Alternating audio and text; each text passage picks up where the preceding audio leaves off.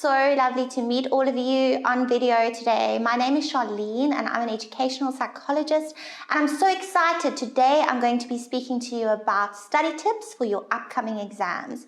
So the first thing I want to just touch on is I know that all of you are feeling very stressed. I know it's a stressful time. All of us go through it at some point in our life, but I'm here to help. So I just want to give you tips. So the first thing I need to say is breathe. You are going to be okay. I think the biggest thing that is important for the study tips that I'm doing with you today is time management. The first thing that you need to focus on is you need to make sure that you create a schedule, right? Schedule with all your dates. You should have your dates for all of your exams at the moment. So get your schedule ready, get a calendar, and make sure that you're adding in every single date and every single block of time. That's very, very important. So for example, if you are writing English on the 31st of May or June, make sure that it's in your calendar so that you can have a look at it, and make sure that you put it up in your room somewhere so that you can see it every single day. You need to make sure that you create a study plan, right? Some of you don't know what that is.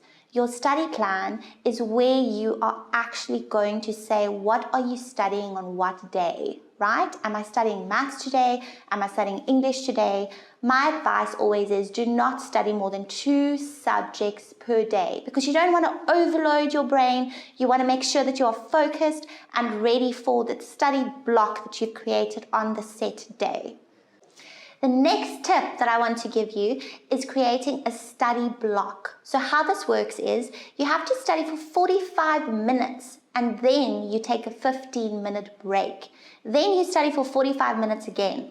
Don't study more than 45 minutes because you are just going to overwhelm yourself, and it's very, very important that you do give yourself a break. This break is not to go and watch television. It's just to walk to the kitchen and go and take a sip of water, just refresh yourself, and then get ready for the next study block. And like I said, don't forget, only 2 subjects per day is very, very important. The next tip, of course, is to make sure that you find a study method that works for you, whether it's using mind maps, colors. Making sure that you can take that information in is essential, whether you record yourself and then listen back to yourself. That's another study method. Or maybe you want to use flashcards. Flashcards is a very, very good technique where you can see whether you know information or you don't know information. So through your study notes, what you do is you create piles. A yes pile, yes, I know the work. A no pile, I don't know the work, I need to go through it again. That is some of the study methods that you can think, which one suits me best? And then you pick the one that's most appropriate to your learning style.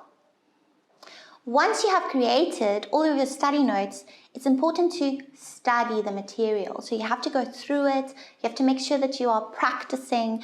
But one of the most important things that a lot of people often miss is create a test. Be a teacher, right? Take your notes and create questions for yourself. Later on, you're going to go back after you feel that you really know the work. You're going to go back and you're going to take that test and see how much information you do remember. Remember, if you pretend to be a teacher, you will be able to answer the exams to the best of your ability. That's definitely one of the most important tips that I want to give to you today. The next thing is sleep. You have to get enough sleep. My tip always is make sure that you get at least 8 hours of sleep per day. If you don't, you're not going to be ready for the exam the next day, and you're going to be tired, you're not going to be able to focus. So sleep is very, very important. And of course, do not cram. Don't go to bed at 11 o'clock at night. It's very, very important that you get an early night's rest and you are ready for the exam the next day.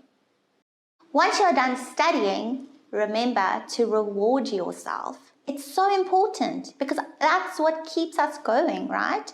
So if you have studied for a long period of time, let's say you did the 45 minutes times 2, it's time to reward yourself.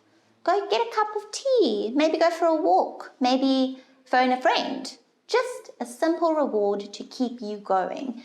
And I think the most important thing as well, of course, is to keep us motivated. So my tip always is print out a whole bunch of motivational quotes and put it up on your wall. And whenever you feel like, oh, you know what, I really don't feel like studying, have a look, keep on going, and remember why you are doing this. What is your why? Why are you in school? You want to achieve something, you want to become something. So keep on believing in yourself.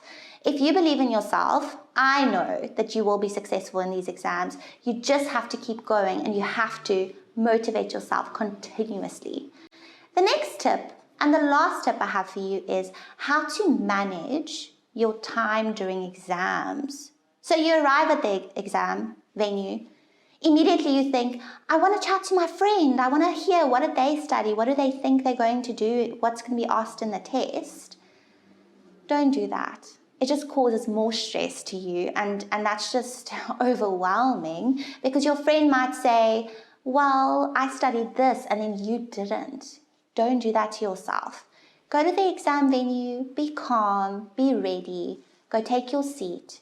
Once the teacher says the tests are going to be handed out, look at the time, look at the clock. You usually get about 10 minutes reading time before the test or the exam. Take that time, read through it slowly, make sure that you understand what the teachers are asking. If they allow you to, mark the easy questions and go and complete them first, because then you know most of the paper is complete. The next thing is, after the exam, once the teacher says, time's up, hand in your exam paper, and then you are done. Don't worry about it.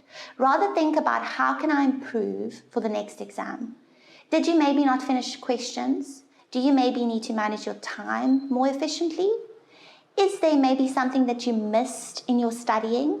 Make sure for the next exam that you are ready and that you have studied everything and that you don't make the same mistakes. Thank you so much for listening. I really hope that these study tips are going to help you with your upcoming exams. And don't forget to go and have a look at the resources on the Growsmart website that is available to you to go and have a look at. Until next time, keep growing smart.